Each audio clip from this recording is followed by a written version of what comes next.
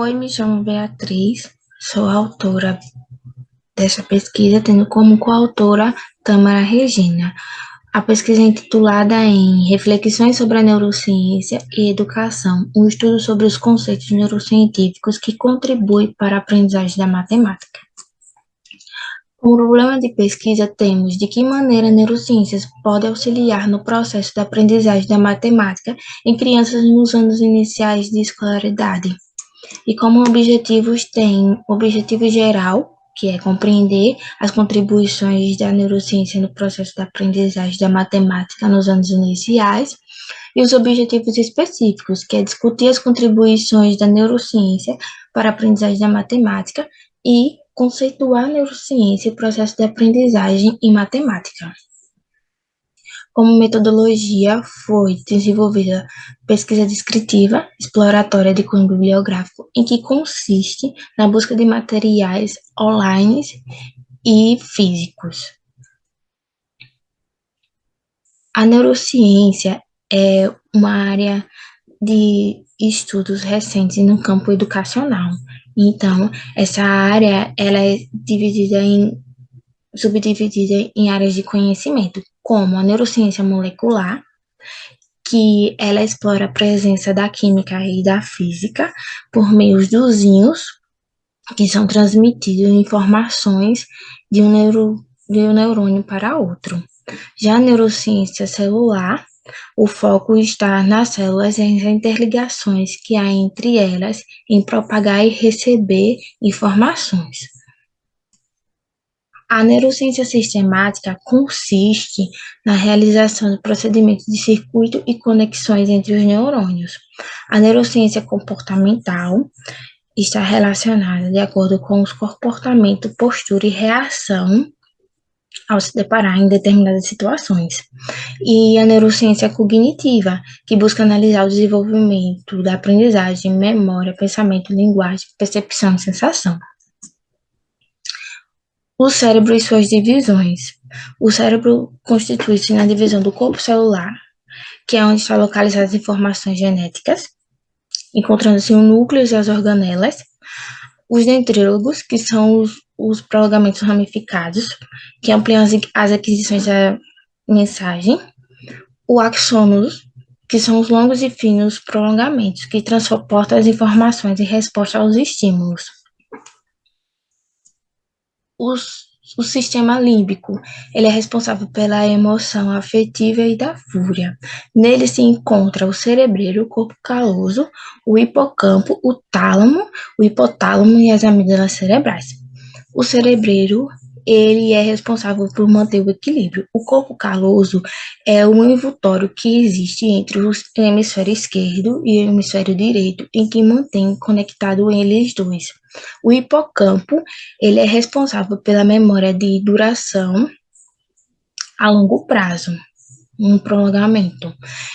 O tálamo, ele é responsável por controlar o comportamento emocional e, e os sistemas internos do corpo, como, por exemplo, a febre, a temperatura do corpo e os órgãos do corpo, como sentir fome, o processo de sentir fome.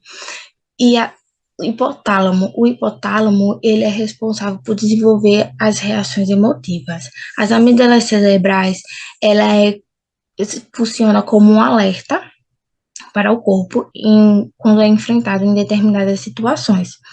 É ativada um alerta para que o corpo ele tenha a sua reação. Retirando essas amígdalas, o corpo ele fica incapaz de desenvolver algum laço afetivo e alguma coisa relacionada a medo. Os hemisférios do cérebro. O cérebro ele é subdividido em dois hemisférios. E esses hemisférios eles são subdivididos em quatro lóbulos, que são o lóbulo frontal, o lóbulo parietal, o lóbulo occipital e o temporal, que cada um ele tem sua funcionalidade diferente para que seja desenvolvido o raciocínio. O lóbulo frontal, ele tem a função de decifrar as informações e pensamentos, raciocínio lógico. O lobo parietal, ele tem a função de, de interpretar as sensações. O lóbulo occipital, ele tem a função de interpretar as informações visuais e o temporal, ele tem a função de interpretar as informações sonoras. Os hemisférios possuem suas funcionalidades diferentes. O hemisfério esquerdo, ele é tido como um dominante, onde desenvolve a funcionalidade lógica e racional, e o hemisfério direito está interligado com a parte visual. E, assim, ele tem a função mais criativa, mais artística. A neurociência e educação. A neurociência cognitiva investiga como ocorre o processo da aquisição dos conhecimentos. É por meio do entendimento dos conceitos neurocientíficos que são agregadas as ferramentas pedagógicas para que possibilite o estímulo de conexões e sinapses, que proporciona o desenvolvimento da aprendizagem.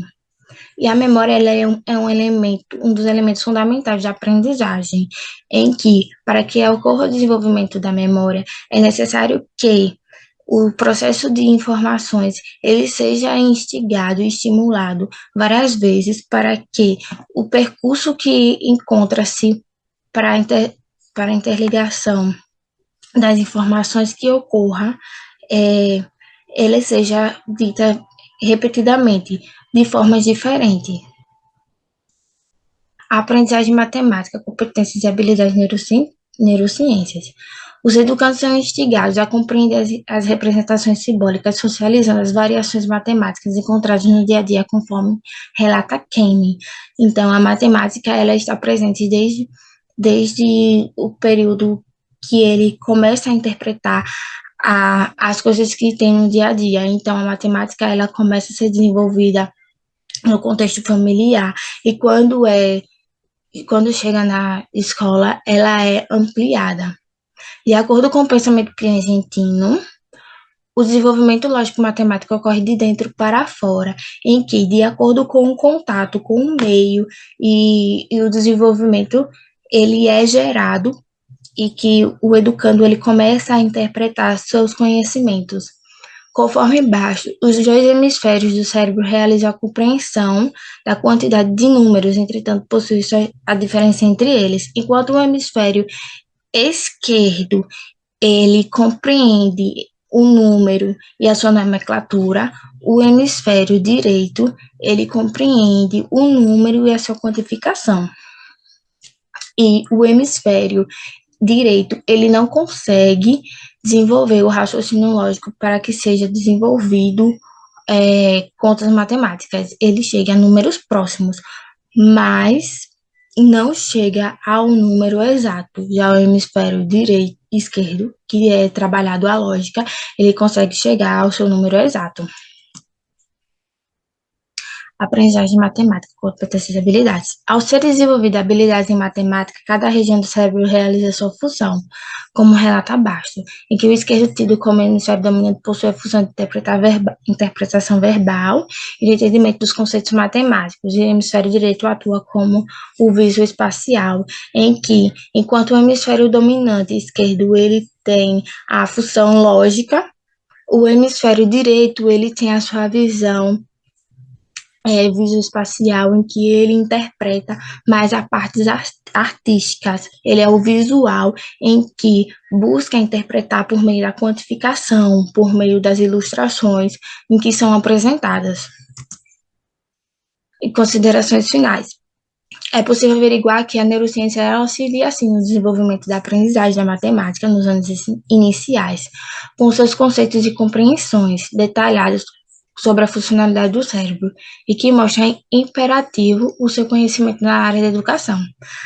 Assim, também, havendo necessidade do desenvolvimento de mais pesquisas relacionadas à temática em questão. Aqui são algumas referências e muito obrigada.